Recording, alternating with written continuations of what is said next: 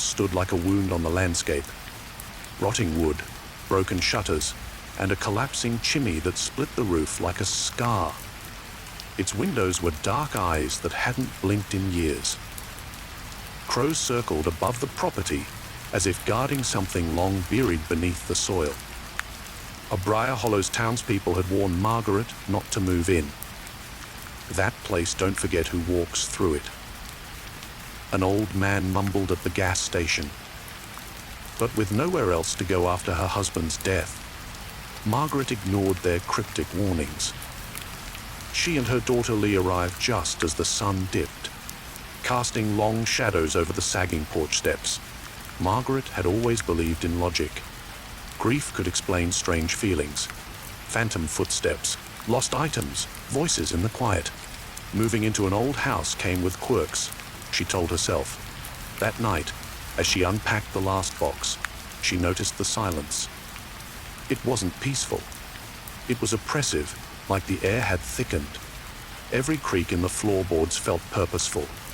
As Lily explored her room upstairs, Margaret stood by the kitchen window, staring out at the dead cornfield beyond. The wind blew, but the stalks didn't move. That was the first moment Margaret wondered if they had made a mistake. Lily's room was the only one that didn't smell of rot. The walls were pale lavender, faded from time but untouched by mold.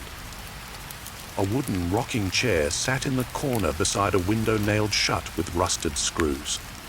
When Lily sat on the edge of the bed, the springs groaned like something waking from a long slumber. She ran her hand across the quilt left behind by the previous owners, its pattern of roses now a blur of brown and gray. There was something comforting about the room, and yet her stomach twisted. It felt like someone had just left and might return at any moment. Margaret appeared in the doorway, holding a box of Lily's books. "It's not perfect, but it's ours now," she said softly. Her eyes were tired, haunted. "You'll sleep well in here, I promise." Lily nodded, forcing a smile. She didn't want to worry her mother. They both needed this, needed to move on. Margaret kissed her forehead and turned off the light. As the door clicked shut, the lavender walls seemed to darken, and the silence in the room deepened. That was when Lily first heard the floorboards creak outside her door. Not the house shifting, but footsteps slow, deliberate. At first, she thought it was her mother, but the sound stopped at her door and didn't continue down the hallway. Lily sat up in bed, holding her breath. Then she heard it, soft and loving. "Good night, sweetheart." Her chest tightened. The voice was her mother's. Buck wrong. It was muffled, like spoken through cotton, and filled with static like a broken radio. Lily waited, expecting the door to open, but it never did. She called out, "Mom." No answer. The air grew colder, and the shadows near her closet began to stretch as if reaching for the bed. The next morning, Margaret found Lily pale and quiet at the breakfast table. "I heard you say goodnight again last night," Lily said cautiously. At the door, Margaret blinked, confused. "I didn't come back upstairs, sweetheart. I went to bed right after I tucked you in." Lily didn't respond. She stared into her bowl of cereal, watching the milk ripple faintly, like someone had whispered just above it. Margaret laughed it off, dismissing it as a dream. Kids had wild imaginations, especially in new places. But she noticed something she didn't mention. Lily had dark circles under her eyes, and her hands were trembling. The second night, the house moaned louder. Pipes shivered. Walls popped. Margaret placed a nightlight in Lily's room and left the door slightly ajar. "So you know I'm nearby," she whispered. Lily nodded. She didn't tell her mother that the voice last night had sounded closer than the door, that it had sounded like it was inside the room. As Margaret retreated to her bedroom, she passed by the attic stairs and paused. The air was colder there. She thought she heard something. like a woman humming a lullaby. She shook it off and shut her door, leaving the hallway in darkness once again. That night, Lily lay awake, gripping her blanket as tightly as she could. The nightlight cast faint shapes on the ceiling, like fingers reaching up from underneath the bed. The clock ticked loudly. At 2:09 a.m., the footsteps returned. 1, 2, 3, then silence. Lily squeezed her eyes shut, the air pressed down on her chest. Then came the whisper again. "Good night, sweetheart." This time, the voice sounded amused, as if playing a game. She sat up, heart hammering. "Mom," she whispered. No response. She forced herself out of bed, opened the door, and peeked down the hallway. It was empty, but the air smelled faintly of old roses. Margaret woke to a sound. She thought it was Lily's voice. A whimper, maybe. She got up and tiptoed down the hallway. As she passed Lily's room, she found the door wide open. Lily was curled under the blanket, eyes wide open. "Sweetheart, what's wrong?" Margaret asked. "You were at my door again," Lily said. "But when I called you, you didn't answer." Margaret knelt beside her. "I promise you." "I was asleep." She wrapped her arms around Lily and held her tightly. The nightlight flickered once, then steadied. Neither of them noticed the soft creaking behind the closet door, or the faint whisper beneath it. The third night, Margaret stayed up late, scrolling through online forums about haunted homes. She laughed at herself, then closed the laptop. As she passed the mirror in the hallway, she saw herself and froze. In the reflection, she was standing still, but the reflection's mouth was moving, whispering, saying something she couldn't hear. She gasped and turned on the light. The image returned to normal. Shaken, she climbed into bed, telling herself it was exhaustion. Yet, as she lay in the darkness, she could have sworn she heard Lily's voice again, soft and far away. "Mom, who were you talking to?" Each night after, the house seemed to grow hungrier for sound. The floors creaked more often. The wind howled louder, yet never disturbed the trees outside. A strange humming began to fill the house at exactly 2:33 a.m., low, melodic, and almost soothing. Margaret stopped sleeping. Lily stopped eating. They both began to see shapes in the corners of rooms, pale figures vanishing the moment they were looked at directly.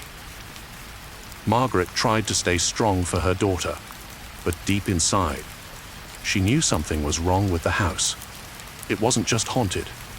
It was watching them, listening, and learning. By the fifth night, Margaret's dreams were no longer her own. She would wake with her hands covered in dirt, her feet muddy, as if she had walked outside in her sleep.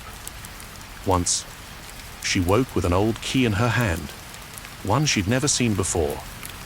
Lily now refused to sleep unless the door was locked from the inside. But that night, even with the door bolted shut, Margaret heard it again. Not at the door this time, but right beside Lily's bed. A sweet, soothing whisper, "Good night, sweetheart," followed by a quiet giggle, one that didn't belong to either of them. The house on Briar Hollow Road had accepted its new family, and now it wanted to play. Lily had never liked the attic. Even during the day, the stairs groaned like they resented being disturbed. On the sixth morning, after another night of chilling whispers, she felt compelled to explore the upper floor. A strange pressure tugged at her chest, guiding her upward. Dust motes danced in shafts of sunlight piecing through cracks in the roof. The air was heavy and still, holding its breath. She climbed the final step and stepped into a room of shadows, cluttered with old furniture covered in white sheets. Something called to her, not in words, but with a quiet, pulling presence. It came from behind the farthest pile. She moved slowly, her fingers trailing along the sheet-covered furniture, feeling the chills seep into her skin. A sudden coldness touched the back of her neck like an icy breath. Her heart thumped hard, but she didn't stop. She reached the far corner of the attic and pulled away a dust-covered sheet. Beneath it stood a tall, antique mirror framed in blackened oak, its glass so clear it shimmered unnaturally. It didn't reflect the dust or darkness around it, only her. And yet, something was off. Her reflection seemed just a fraction slower than her movements. It blinked a second too late. Lily stared into it, hypnotized. Her reflection tilted its head, and she mirrored it. But when she smiled nervously, the girl in the mirror didn't smile back. Instead, she pressed her palm to the inside of the glass slowly. Lily stepped back. The mirror's surface rippled faintly, like disturbed water. Her breath caught in her throat. A low whisper echoed around the attic, coming not from behind her, but from within the mirror itself. "She lies," it said, barely audible but unmistakable. "Don't believe her." Lily turned away sharply, scanning the room, but no one was there. She felt watched, but entirely alone. She backed away from the mirror and stumbled over a box, crashing to the ground.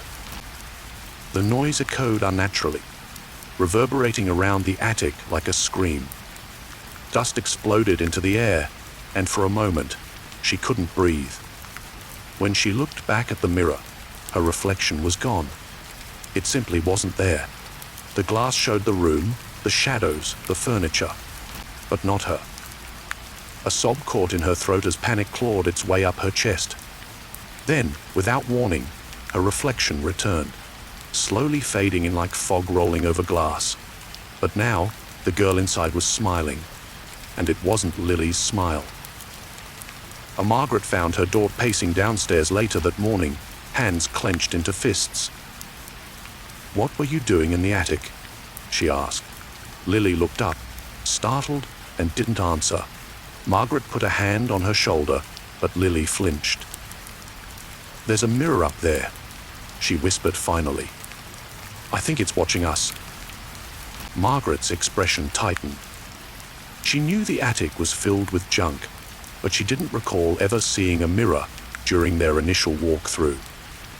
Still, she promised to check it out later. Lily said nothing more, but that night, she placed a towel over the small mirror in her bedroom, just in case. That evening, Margaret climbed into the attic with a flashlight. She moved boxes and furniture, brushing aside cobwebs, until she finally saw it. The tall, silent mirror, standing like a sentry. The frame was carved with strange, swirling symbols, barely visible beneath layers of grime. She stared into it. Her reflection looked tired, hollow, but otherwise normal. Then something shifted behind her in the reflection, a flicker of movement, like a figure stepping out of the shadows. She turned quickly. No one was there. When she looked back at the mirror, her reflection hadn't moved. But now, her eyes were black. Margaret stumbled back and knocked over a nearby trunk. The loud thud broke her trance. She picked up the flashlight and fled down the attic stairs, slamming the door behind her. She tried to convince herself it was exhaustion, just stress and suggestion. But deep down, she knew that mirror didn't belong to them.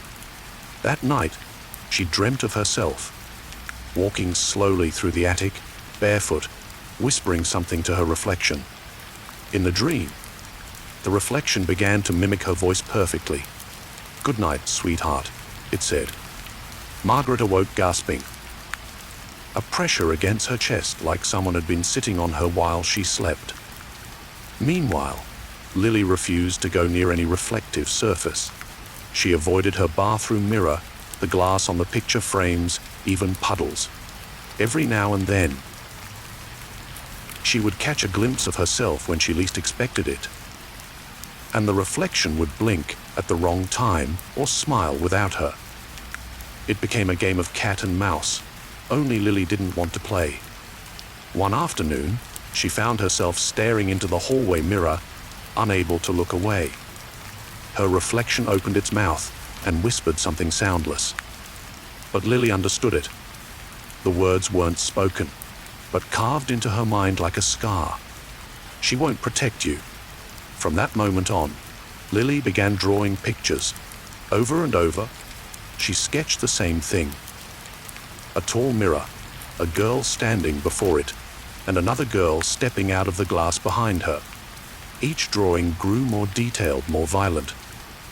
In one, the girl outside the mirror was crying, while the one inside smiled and reached out. Margaret found the drawings in Lily's room and felt a cold weight settle in her stomach.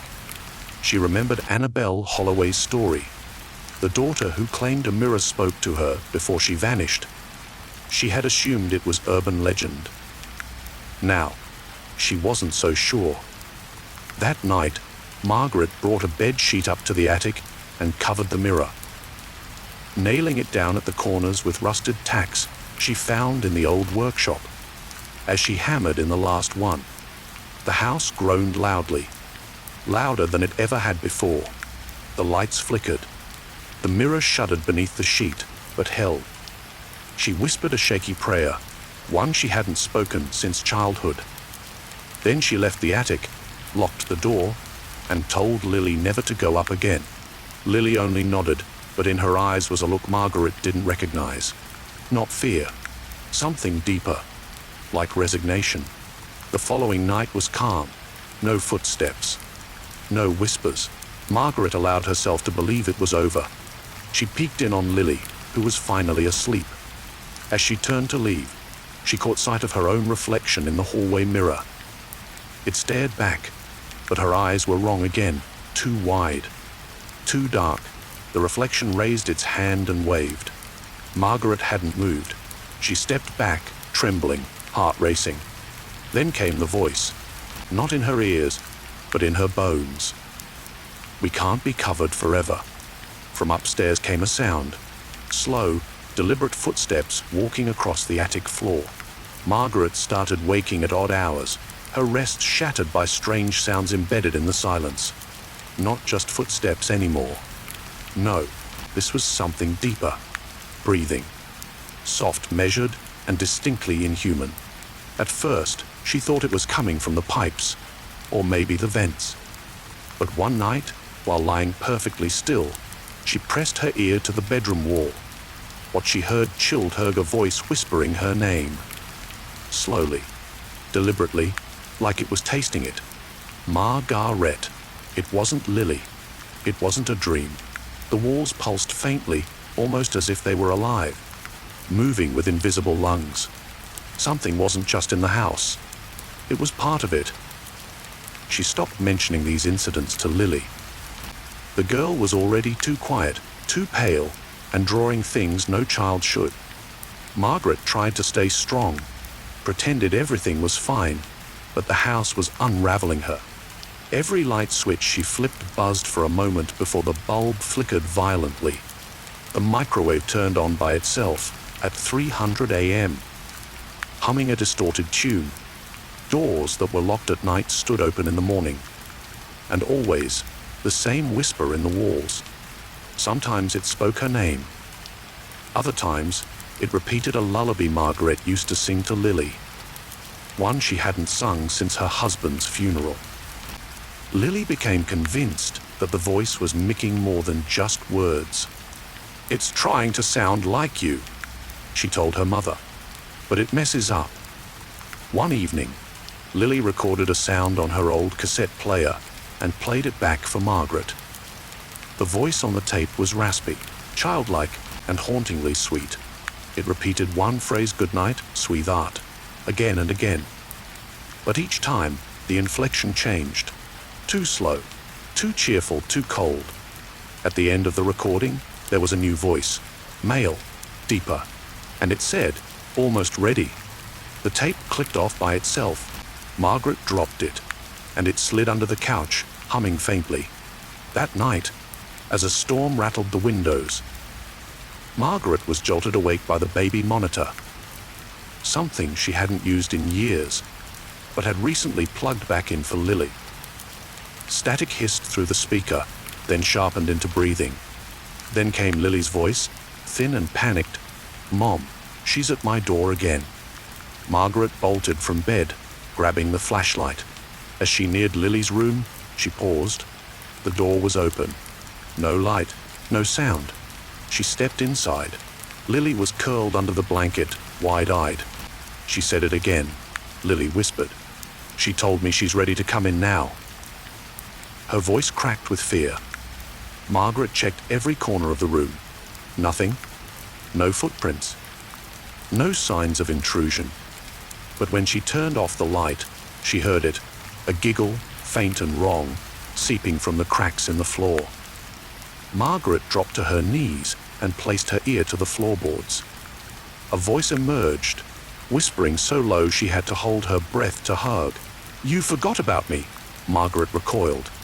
The voice didn't sound angry. It sounded hurt, heartbroken, like a child who had waited too long in the dark. The house wasn't just haunted. It was lonely. And now it wanted attention. It wanted company.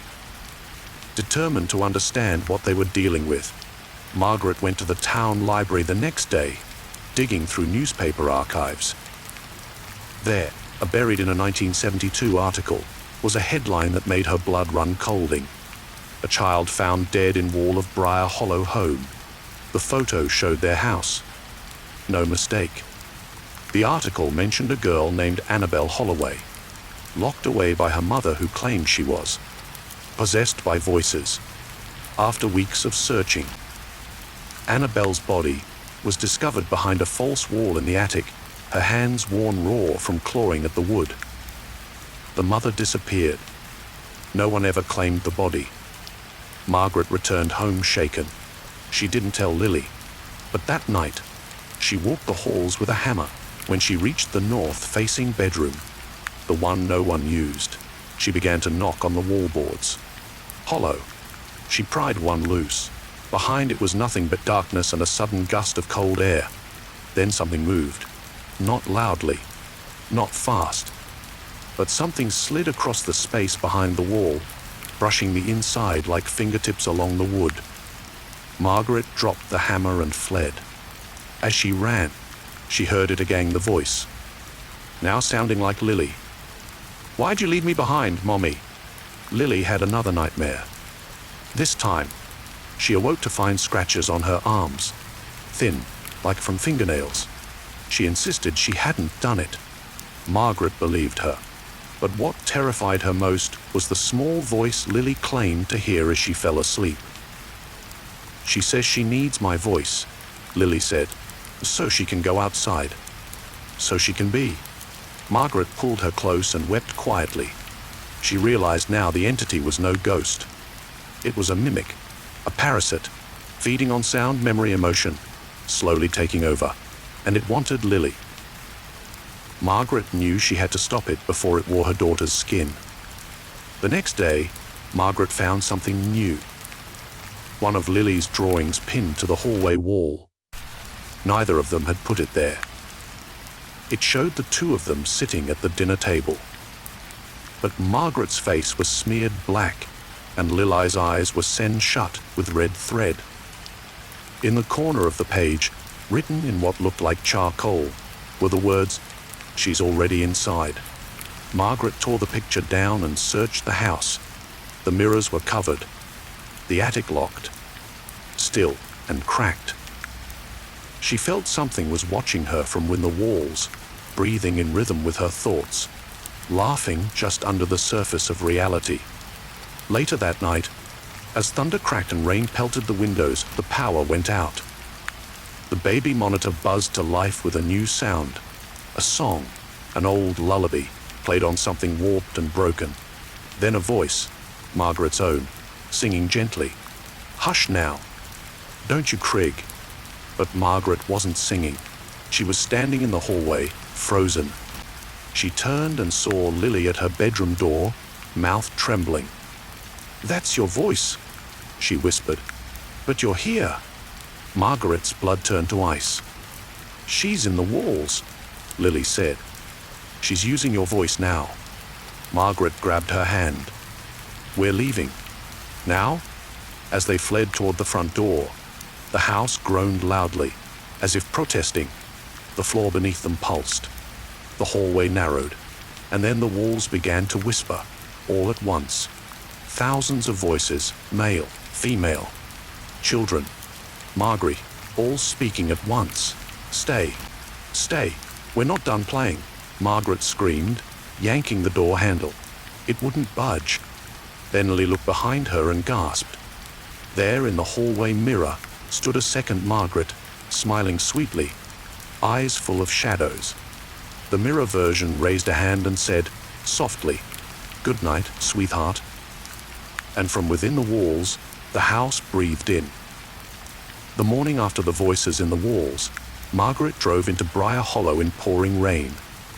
Her nerves were frayed, her hands trembling against the steering wheel. She didn't know what she was searching for, only that answers had to exist. She stopped at the local historical society, a weather-beaten building with records going back over a century. A grey-haired woman behind the counter watched her approach with a peculiar stillness. Margaret asked about the Holloway family, about any records on a girl named Annabelle.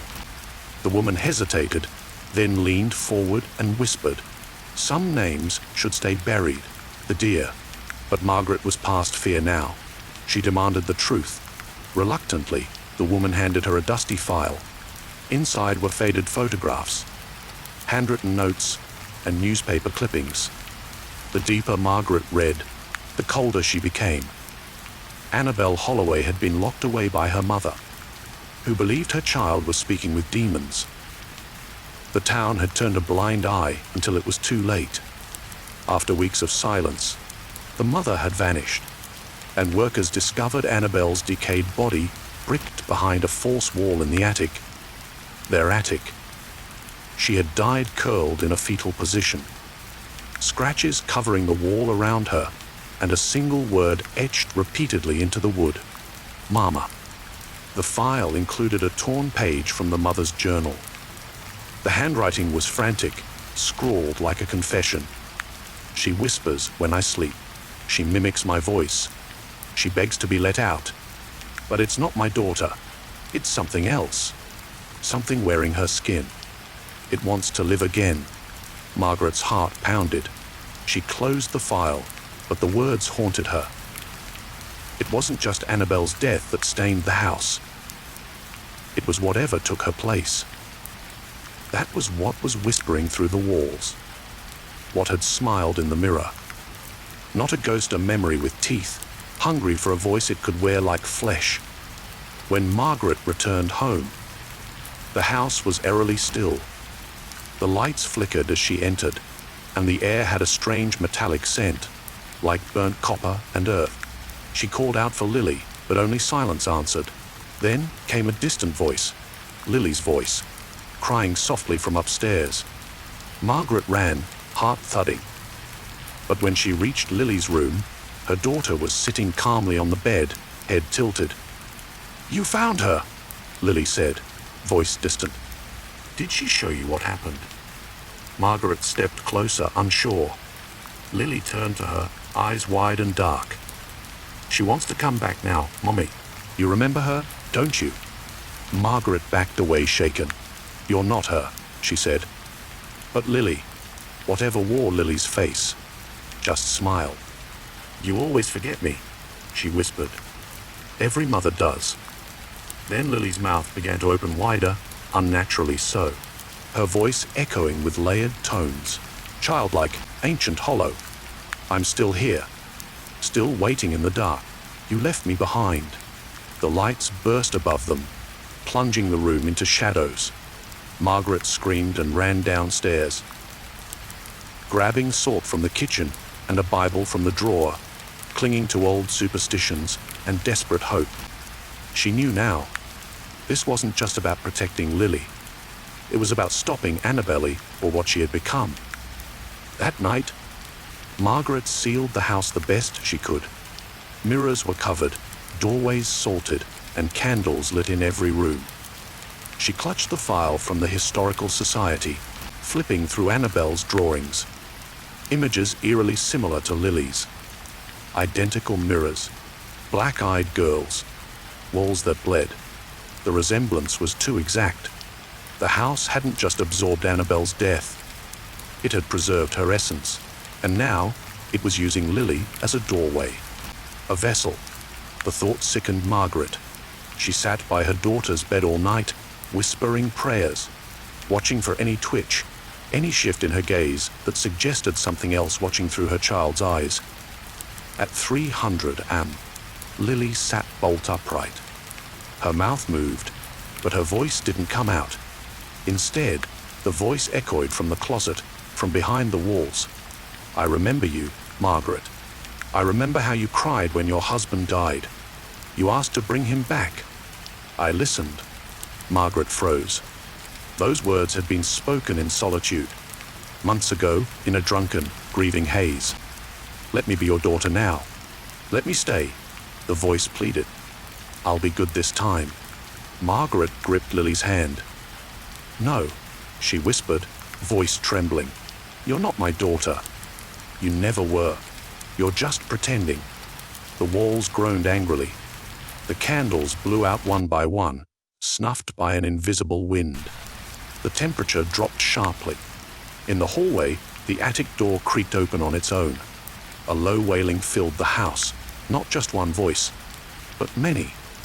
Twisted versions of Lily's laugh, Margaret's cry, and something deeper, more guttural, all merging in unholy chorus. Margaret pulled Lily into her arms and began reading from the Bible, her voice shaking but loud. The wailing intensified.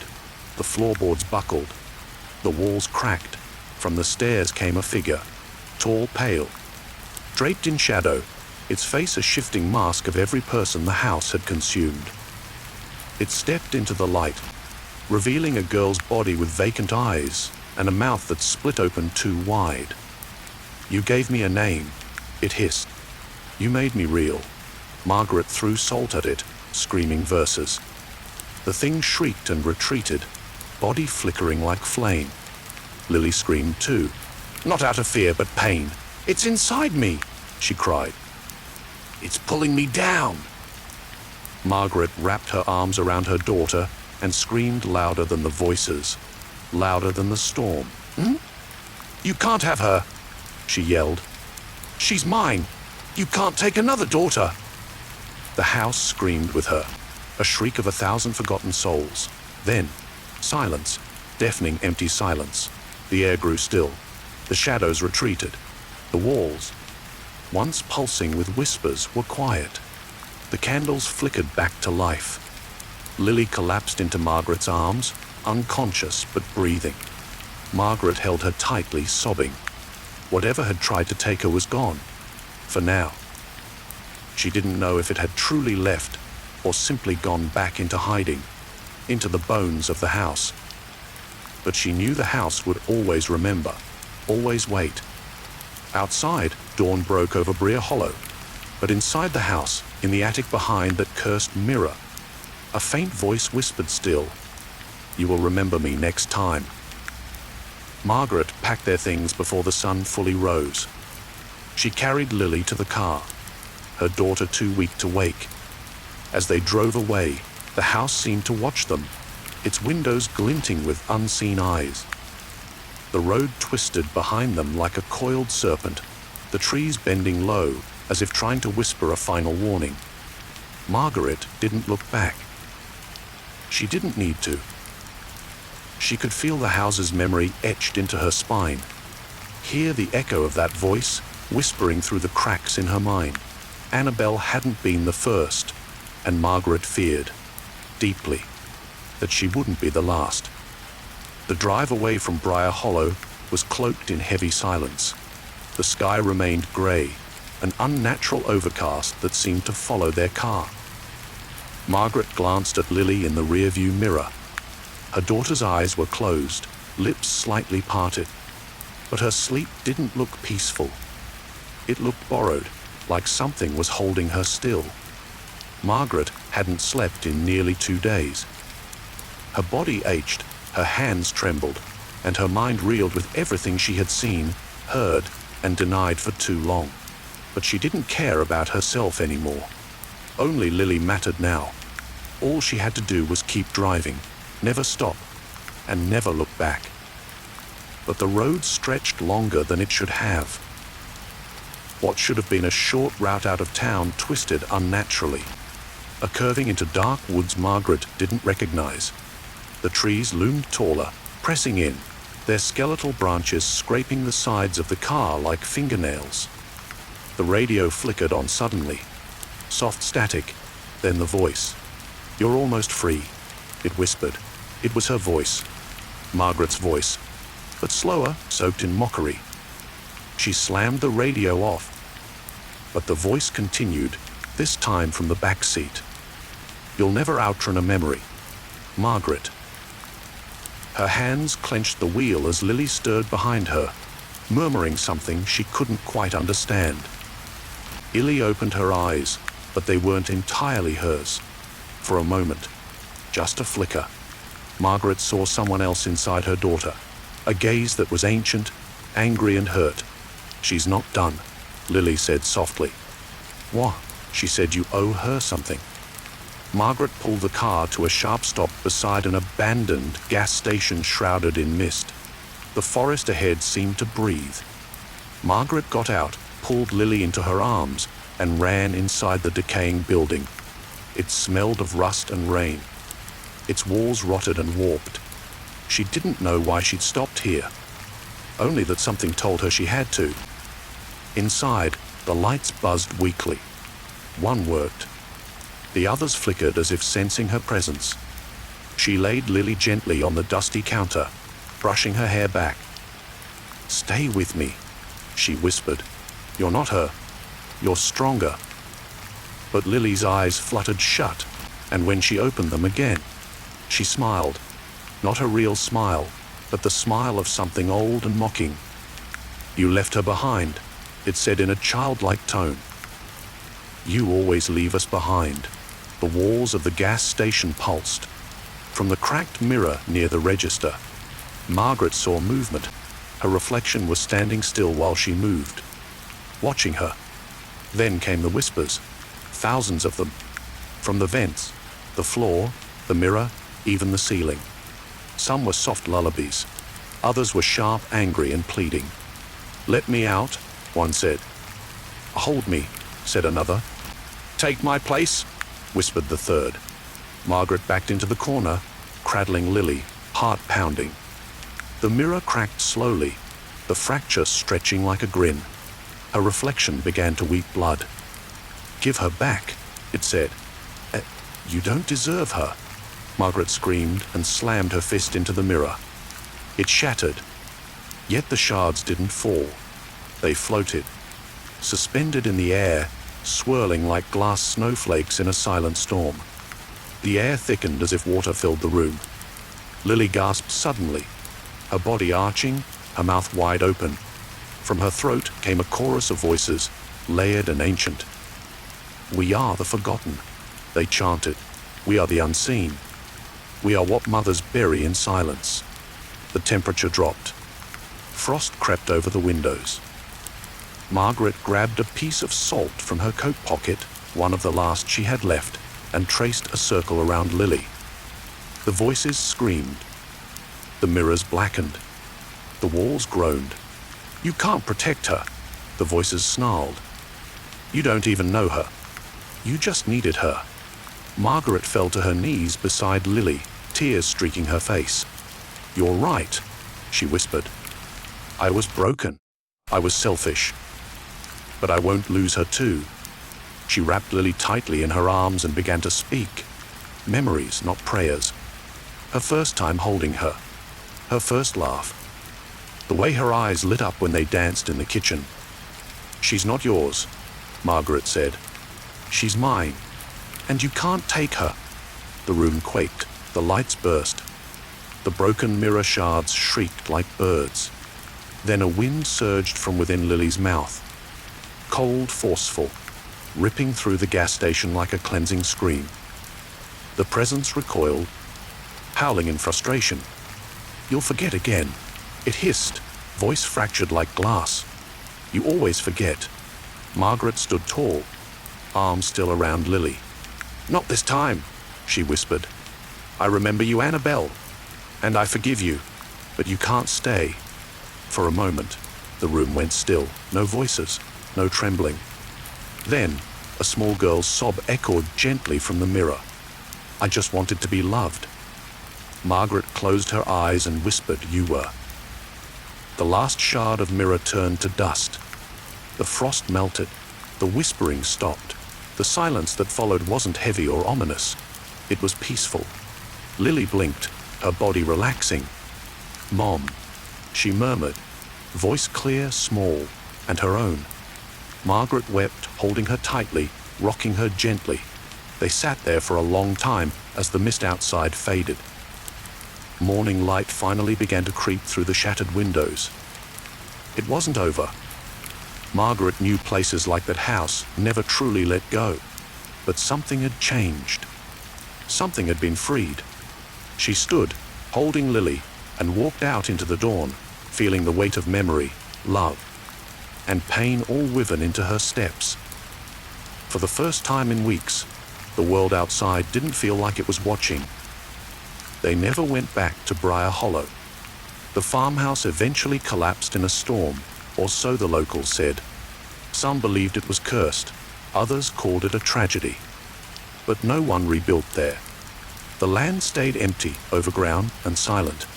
Except, they say, on some nights when the wind is high and the trees are still. You might hear a soft, sweet voice near the ruins. A girl's voice. "Good night, sweetheart." Some say it's just the wind. Others know better. They remember. Or perhaps, like Margaret once did, they've simply forgotten.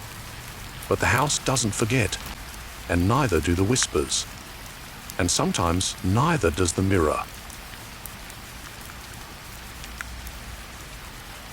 Elena had always been drawn to silence, the kind that hung thick and motionless, untouched by city horns or conversation.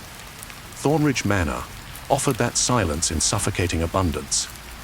Nestled beside the algae, choked waters of Withering Lake, it stood like a forgotten sentinel, half swallowed by bramble and mist. The deed had arrived unexpectedly, an inheritance from a distant great aunt she never met. Needing a fresh start after a mental breakdown and the end of a long relationship, Elena embraced the isolation. The drive into town felt like descending into a pocket of the world lost to time. Locals stared but said nothing, their gazes lingering a bit too long. The house itself reeked of history. Stained wallpaper curling like dried skin, floorboards groaning with each step, windows framed by ivy, so thick they barely allowed light. It didn't take long to realize the manor had been left untouched for decades. Furniture sat draped in white sheets like ghosts waiting to be recognized. Dust coated everything. But what drew her attention, instantly and relentlessly, were the mirrors. There were dozens of them. Hallway mirrors, vanity sets, tall antique pieces, placed intentionally, as if to reflect every angle of the house at once. And in the master bedroom, dominating the wall opposite her bed, stood a massive, full-length mirror. The mirror's frame was carved oak, darkened with age and moisture, curling with vine, like patterns and a single engraved rose at the top. Its surface shimmered faintly even in the dim light, almost like water. Elena tried to shift it. Too heavy. She resolved to ignore it, but it had a way of catching her eye, even in darkness. The first night, exhausted and unsettled, she lay in bed watching moonlight snake across the ceiling. Then faintly, she heard a creak. Not from the hallway or floor, but from the mirror. She sat up, convinced it was the house adjusting. But it wasn't the house. The next morning was soaked in fog. Withering Lake's waters lapped gently against the rocky shore behind the manor, but the fog never lifted. It clung to everything. Elena brewed coffee and walked through the hallways, studying the paintings and dusty antiques. There was a sadness to the place, but also a quiet beauty. She unpacked her sketchbook and began to draw. By mid-afternoon, she had sketched the mirror in her room 3 times. Each time, it appeared slightly different, subtle warping, a shadow behind the glass, the rose carving more vivid. She didn't notice until she compared them. It was unsettling. She put the drawings away. That evening, as dusk crawled through the manor, Elena tried to read. The silence was so dense it began to ring in her ears. Somewhere, a floorboard creaked, not above or below, but directly behind her. She spun around, half expecting to see someone. There was nothing, just her reflection in the hallway mirror, watching. But something about the angle was off. She was facing the mirror, yet her reflection seemed a step ahead, like it had already turned before she did. She backed away slowly. The feeling passed, but it left behind a weight, an awareness that she wasn't alone.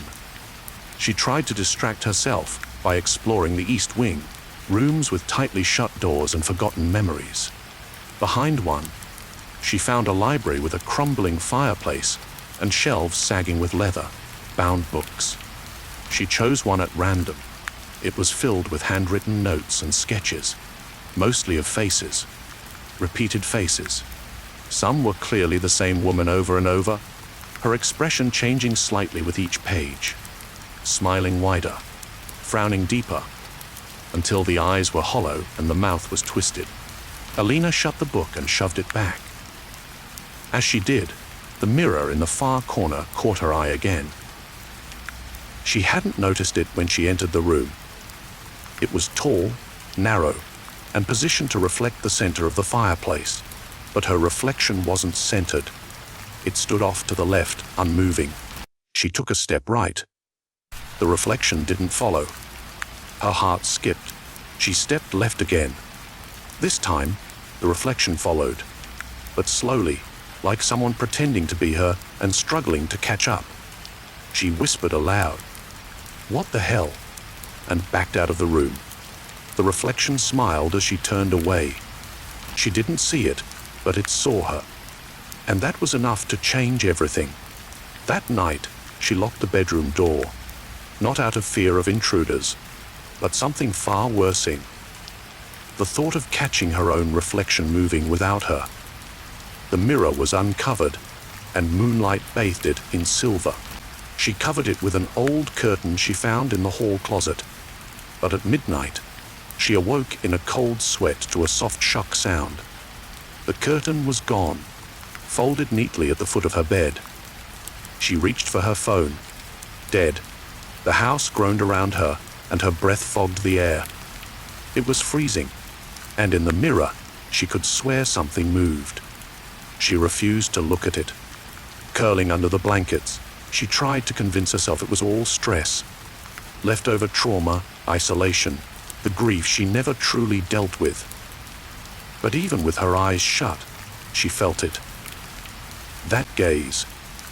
As though the mirror had eyes of its own, she eventually drifted into an uneasy sleep, lulled by the occasional creak and the wind whispering through the chimney.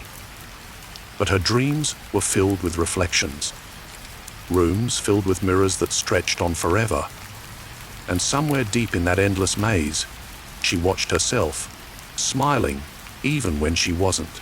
The next morning, the mirror was still uncovered. Elena stared into it, challenging it silently. Her reflection stared back, expression blank. Normal, unthreatening. She shook her head and muttered, "You're losing it." But as she turned away, the reflection lingered just a half second longer. Eyes narrowing, she didn't see it. Not yet. But that was the beginning of something she couldn't stop. The mirror had seen her, acknowledged her, and now it wanted more. Mirrors don't just reflect light. Sometimes they hold on to shadows, and when they smile first, they're not mirrors anymore. They're doors. Later that afternoon, Elena explored the basement. It smelled of mold and time. Old trunks and crates were stacked like forgotten coffins. She found a box of family heirlooms. Brooches, black and white photos, letters. One photograph made her stop. It was of the master bedroom. The mirror was there. But so was a woman who looked almost exactly like her, standing beside it. The date scribbled on the back read, 1913. Elena dropped the photo. It couldn't be her, but the resemblance was disturbing. And in the photograph, the woman wasn't looking at the camera. She was staring at the mirror, and she was smiling. That night, the mirror fogged over from the inside. Elena approached it slowly, breath held. On the surface was a handprint. It was hers, or at least the same size, but as she lifted her own hand to compare, it moved. The hand on the glass lifted first, slowly, deliberately. A moment later, her real hand followed, as if being pulled by a thread. She tried to scream, but her voice caught in her throat. The reflection was no longer hers. Its smile widened, not in sync, not human. It smiled first, and Elena, realizing the mirror had decided it was time. By midnight, the house no longer felt like hers. The walls echoed with faint laughter. The mirrors vibrated softly, like they were humming. She locked the bedroom door again, this time pushing a dresser against it. But it wouldn't matter. The house had lived too long in silence. It had been seen, acknowledged. The manor at Withering Lake didn't need to trap her body. It only needed her reflection. And as she slept, curled tightly under the covers, the figure in the mirror watched. Patient calm, smiling just slightly. Waiting for Elena to finally notice that in every mirror, she wasn't the only one looking. Elena woke with a start the next morning, her heart pounding and skin damp with sweat. The fog outside was thicker than ever, clinging to the manor's windows like a second skin. She hesitated before looking toward the mirror. It stood uncovered, gleaming faintly in the grey light, silent and unmoving. She tried to convince herself the events of the night before were dreams, exaggerated by her exhausted mind. But the folded curtain at the foot of her bed said otherwise. She walked past the mirror quickly, refusing to look into it. She didn't want to see her face. She didn't want to know if it was really hers. Later that afternoon, she sat in the parlor with her sketch pad, attempting to draw something, anything. That wasn't that cursed mirror. Yet, no matter where she started, the image morphed into its familiar, towering frame. She abandoned the sketch pad and went to the kitchen to distract herself. The kitchen was one of the few places without a mirror. She liked that.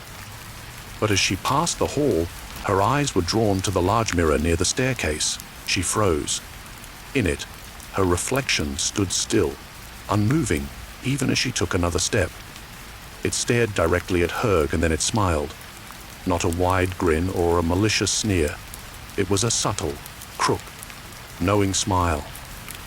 The kind someone gives when they understand something you don't. Elena gasped, stumbling backward, her foot catching the edge of the rug. She fell hard to the floor, the wind knocked from her chest. The mirror didn't show that.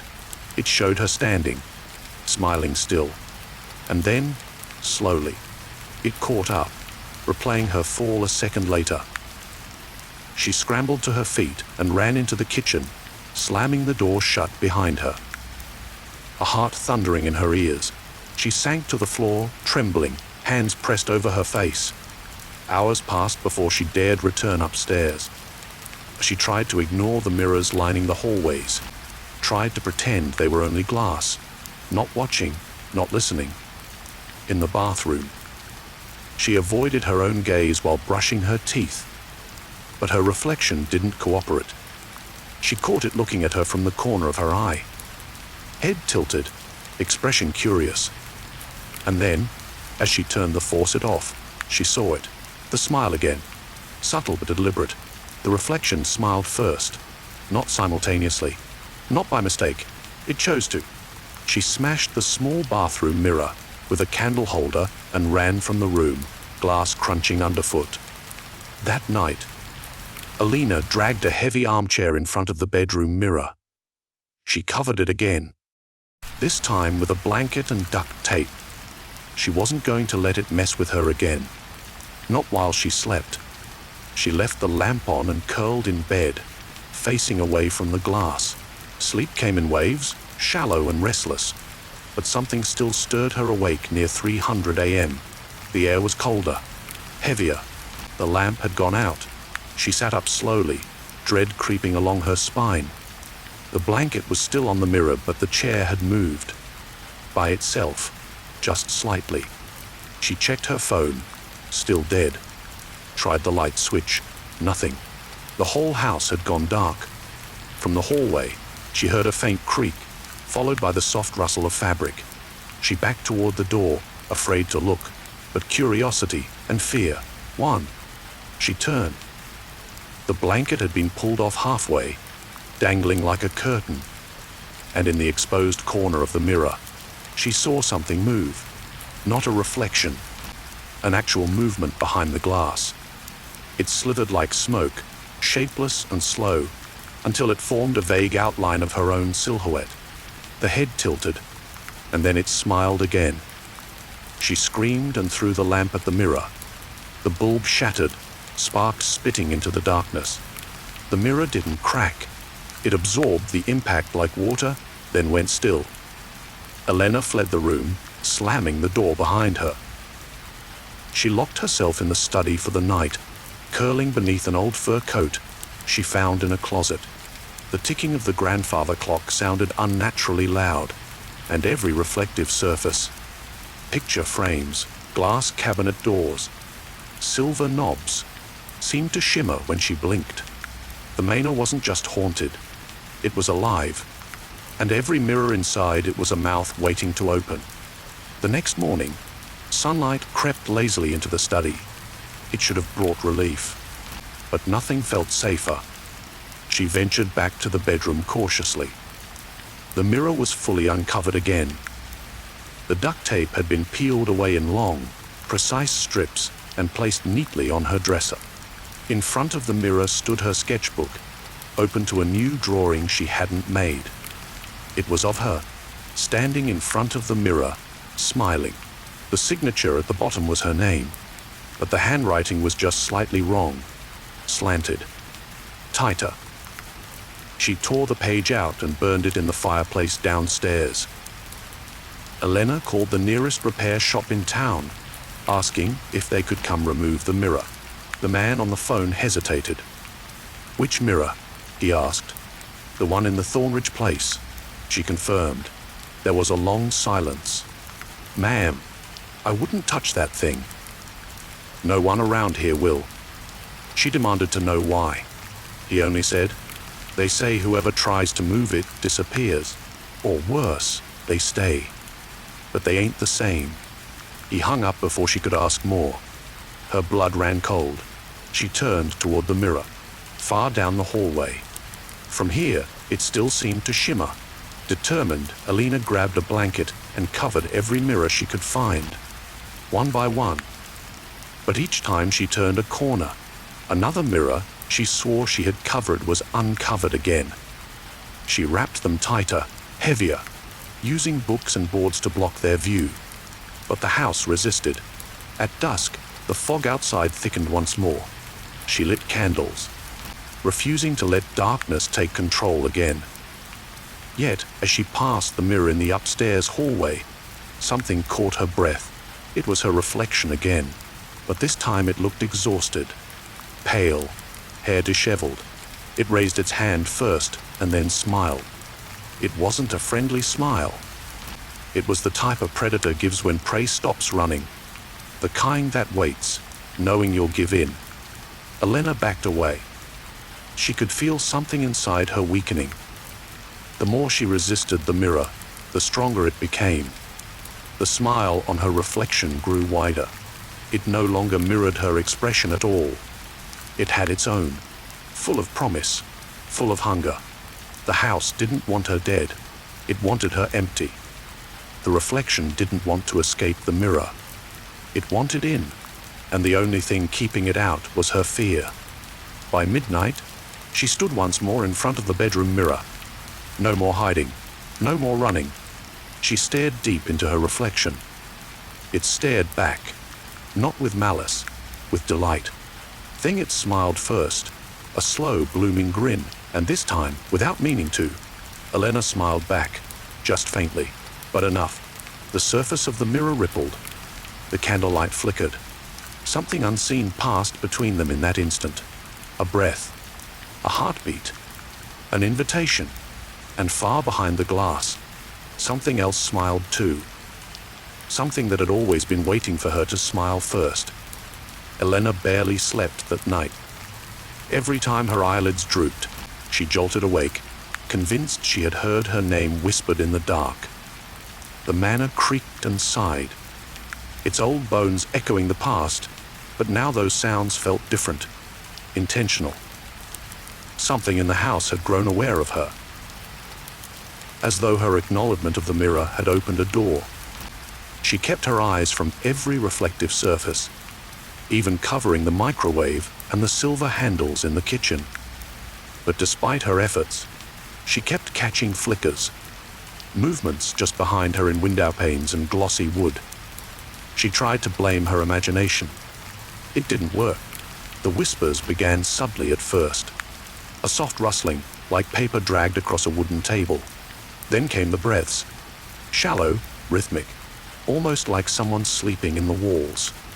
At night, they grew bolder. A woman's voice would call softly, almost affectionately. Elenag.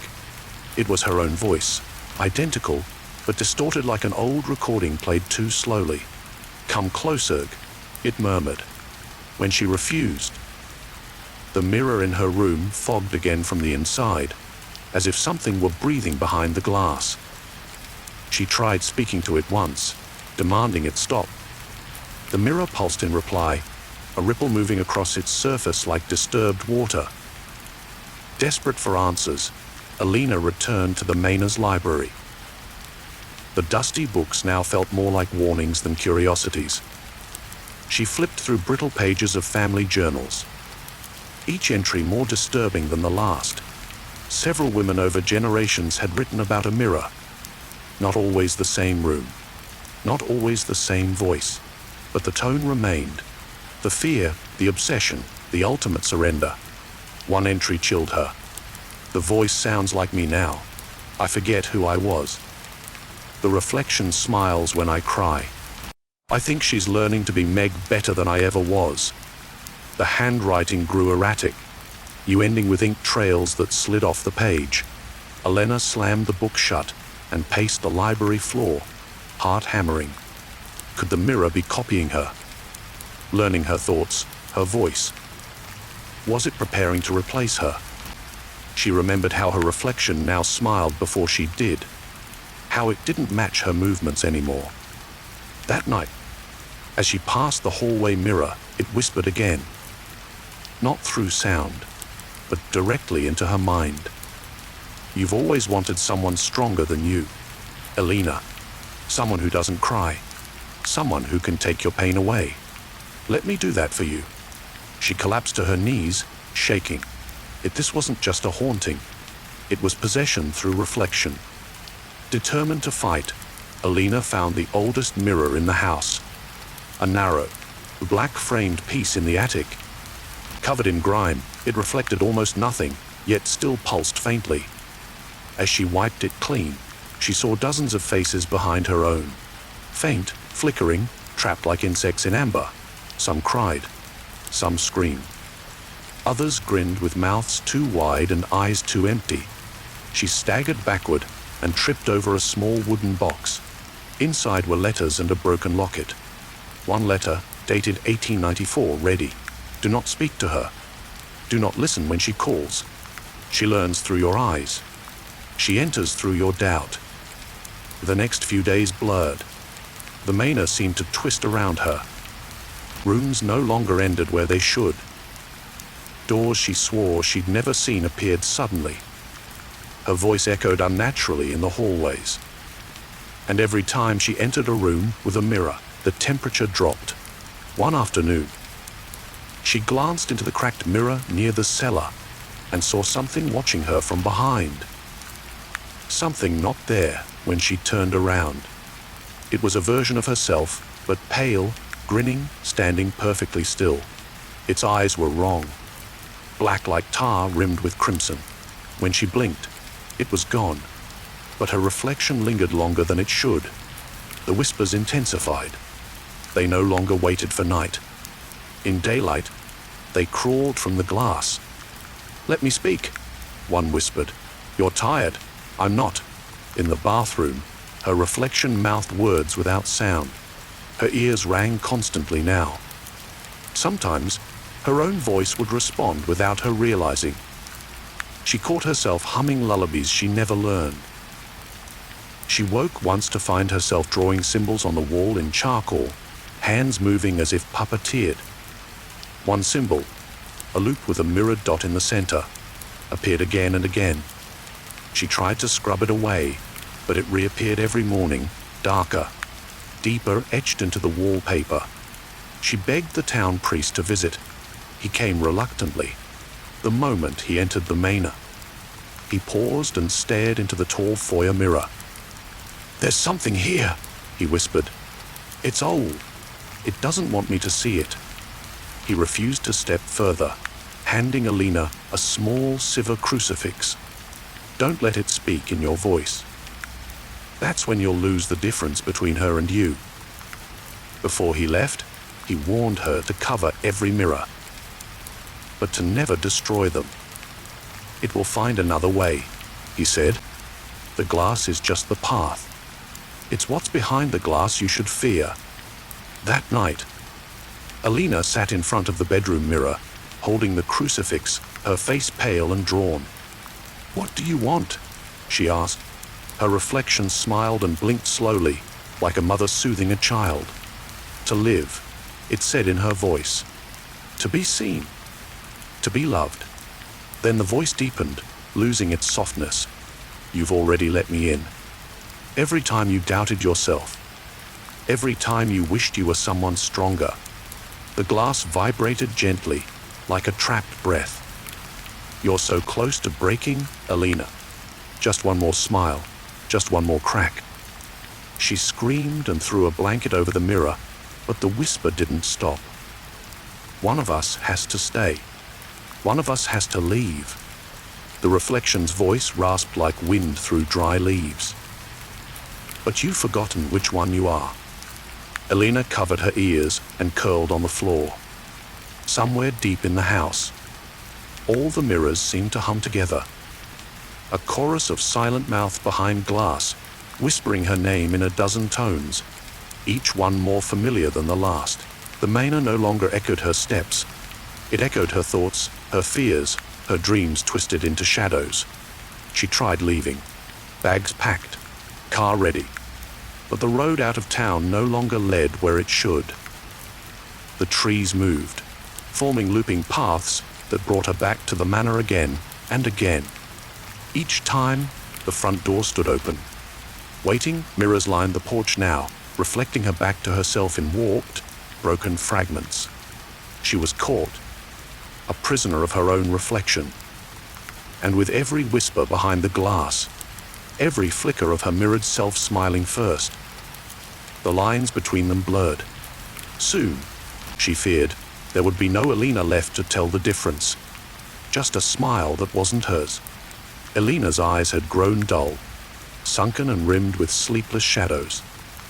The days inside Thornridge Manor no longer passed like time, but like stages of infection. She couldn't tell how many mornings she had watched the mirror shimmer like water, waiting for her to falter. The whispers were constant now, beneath her breath, inside her bones. The worst part wasn't the fear. It was familiarity. She had started to understand the other voice, the reflection. Its cadence was hers, its desires unsettlingly close to her own. The mirror no longer felt like an object. It pulsed with intelligence, a sentient veil between this world and something else. She began documenting every strange incident in a leather-bound journal, hoping to ground herself in fact. But each time she flipped back through the pages, words she hadn't written appeared. Phrases in her handwriting that hinted at surrender. Let her try. I am the stronger one. She is tired. Alina tore out the pages in a frenzy, burning them one by one. But even the fire seemed indifferent now. Flames curled upward lazily, as if reluctant to destroy what the house wanted preserved. Behind her, in the cracked mirror near the stairs, her reflection didn't move. It just smiled and waited. She visited the attic again, the place where everything felt closest to answers. There, under dim lantern light, she discovered an aged journal wrapped in velvet. It belonged to her great-great-grandmother, Miriam Thornridge. The entries were erratic, obsessive, and horrifying. Miriam had also seen the mirror move, heard it speak, but her writings claimed something deeper. "The mirror is a doorway, not a prison," she wrote. "It reflects only until it learns. Then it invites." Miriam described rituals, incantations whispered backward, and something she called the unveiling. The last entry read, "She smiled first today. I smiled back. I think I've finally come home." Elena's hands trembled as she closed the book. Her own memories began to feel artificial, painted over by the house like peeling wallpaper. Her dreams bled into her waking hours. She walked through rooms she couldn't remember entering. Once, she woke on the floor in front of the mirror, blood trickling from her nose, fingers blackened with soot. But the fireplace hadn't been lit. She tried to call for help again, but every phone line buzzed with static, her voice echoing back in fragments. Mocking, twisted. One call connected, but the voice on the other end was hers. Laughing. "You're already here," it whispered. That evening, a storm broke over Withering Lake. Thunder rattled the windows, and the lights flickered violently. In the candlelit gloom, Elena stood once again in front of the master bedroom mirror. This time, she didn't cover it. The air was heavy, the silence throbbing with unseen breath. The reflection blinked before she did. "I know you," it said, lips unmoving. Elena didn't speak. "I am everything you buried. Grief, rage, shame. I am what you would become, if you stopped pretending to be so good." Its voice was softer now, coaxing, maternal. "The other side is peace. No fear, just strength." The room twisted around her. Books on the shelf pulsed. Candles bent like melting limbs. The reflection raised a hand, not mirroring her, but beckoning. Elena's feet moved forward involuntarily. Her breath fogged the glass. For the first time, the mirror's surface rippled at her touch. It was no longer solid. It was water. She could step through. The reflection's eyes gleamed. "You don't have to carry the pain. Let me wear it for you." Elena trembled, eyes wet. The voice wasn't just hers anymore. It was her mother's, her sister's, everyone she had lost. "Just step in. You've always belonged here," it whispered. Her fingers touched the glass and sank through. It felt cold, endless, like falling through memory itself. Images swirled in the surface: her childhood bedroom, the hospital bed where her mother died, the moment her fiancé left. Every sorrow, every regret, framed in polished glass. But deeper still, she saw something else. Rooms of mirrors filled with smiling reflections, each staring out at their real selves. Trapped, forgotten, replaced. Elena gasped and yanked her hand back, falling to the floor. The surface of the mirror stilled, then cracked. Just a hairline fracture along the edge. The reflection's smile vanished. For the first time, it looked angry. Elena ran from the room. The house screamed with her. Walls shifted. Mirrors bled shadow. Voices rose in a deafening chorus, no longer whispers but full-throated demands. "Come back. Finish it. You started this." She locked herself in the study, barricading the door with bookshelves. Her heartbeat echoed like drums. In the fireplace, a flicker of flame returned, and within it, a shape emerged. A silhouette of her reflection, burning but unscathed, mouthing words she couldn't hear. Elena turned away, covering her ears, but her own mouth began moving, unwillingly, matching the reflection's silent chant. The house was forcing the connection, forcing the ritual. She blacked out. When she awoke, it was dawn. Everything was quiet. Too quiet. No wind, no birds, no floorboards creaking. She stepped cautiously into the hallway. Every mirror in the house had cracked. All except one, the bedroom mirror. It shimmered, perfect, as if untouched by the chaos. Elena approached it, heart pounding. Her reflection stood calmly, no smile, just waiting. "You chose not to cross," it said flatly. "But you've already let me in." The lights above flickered. "You'll never know which side you're on now.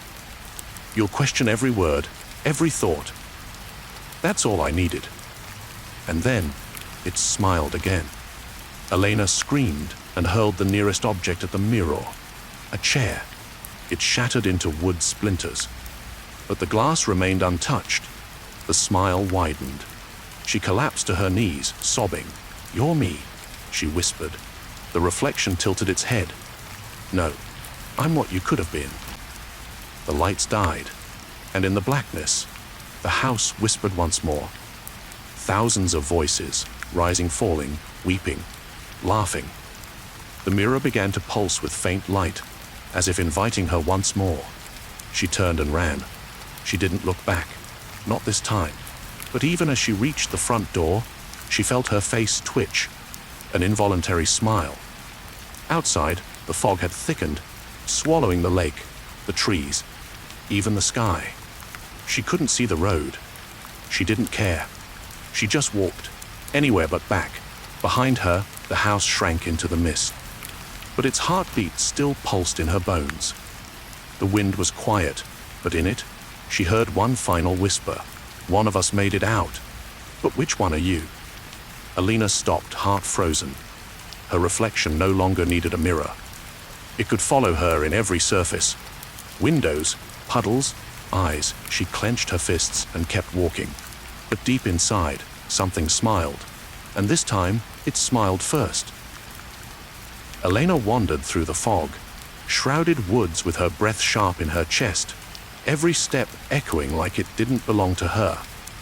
The trees loomed like withered sentinels, their limbs clawing at the gray sky. She didn't know where she was going, only that she had to stay ahead of the thing wearing her smile.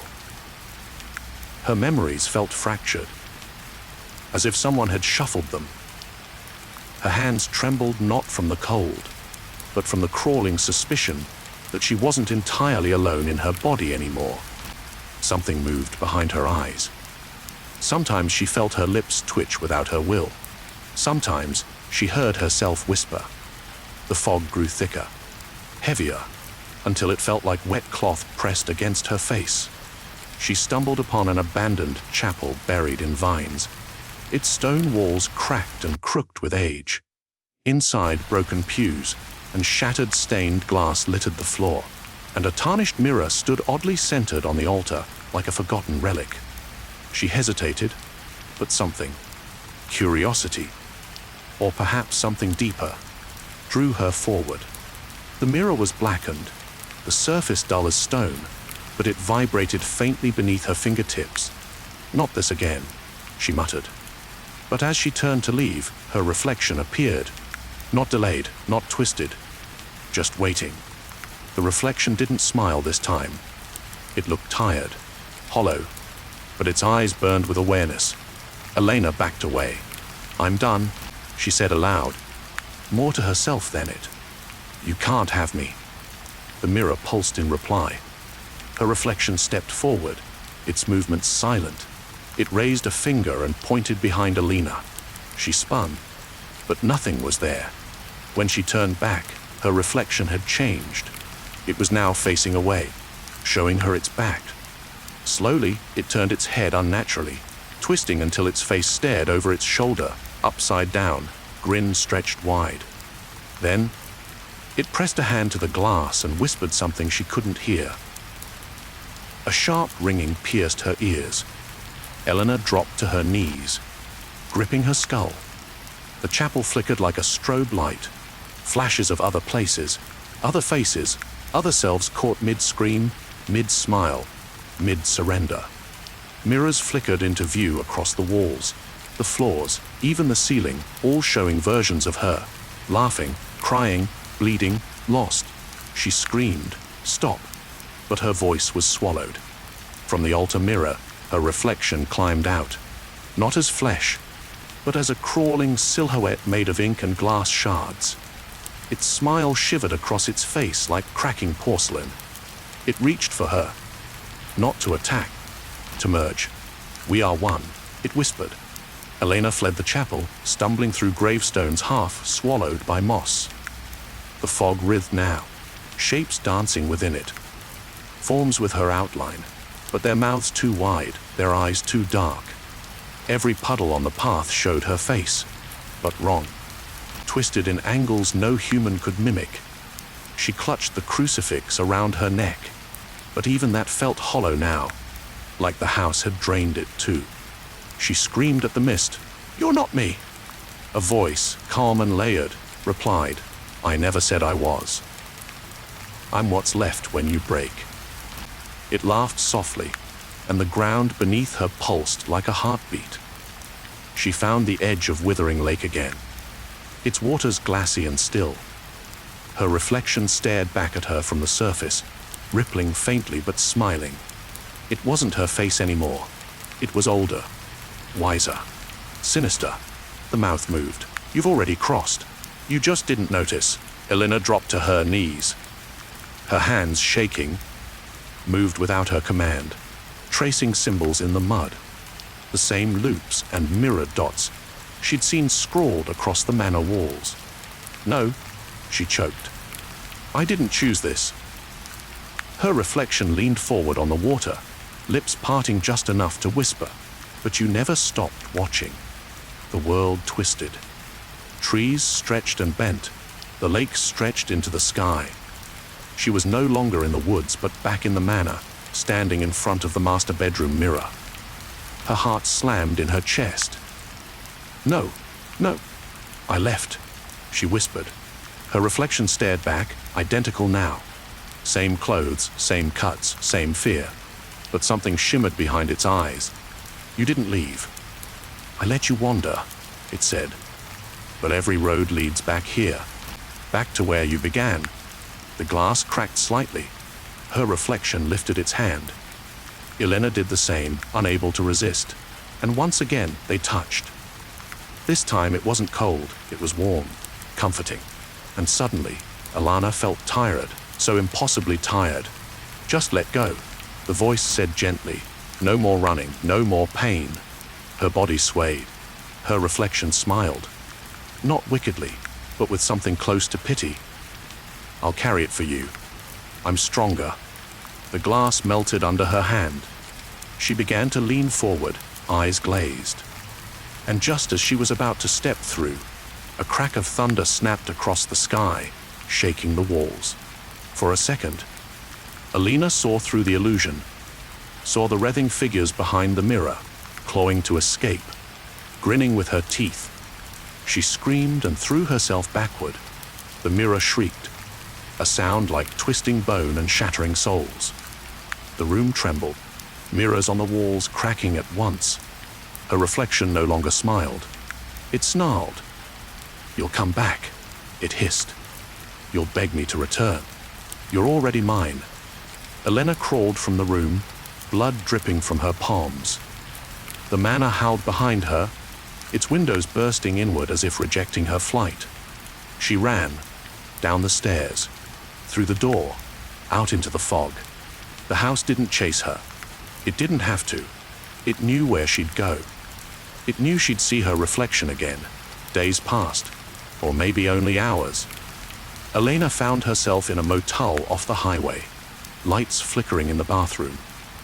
Her reflection in the small, fogged mirror looked exhausted, but it moved with her again. For now. But late that night, when she blinked, it didn't blink back. It stood frozen, watching. Then slowly it smiled. Elena covered the mirror with a towel and sat in silence. She knew the truth now.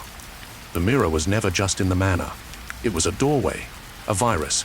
Once you saw it, truly saw it, it saw you too, and it followed. Now, Everywhere she went, mirrors hummed softly, windows distorted, even puddles warped around her steps. She no longer trusted her reflection. She no longer trusted herself. Sometimes, she'd wake up facing a mirror she didn't remember standing near. Other times, she heard the soft scrape of glass as if something was shifting just behind it. Her smile felt unfamiliar, practiced, too sharp. She wondered often, had she escaped, or had she been replaced? The thought gnawed at her, because one thing kept happening, without fail, without reason. Every time she looked into a mirror, the smile came first,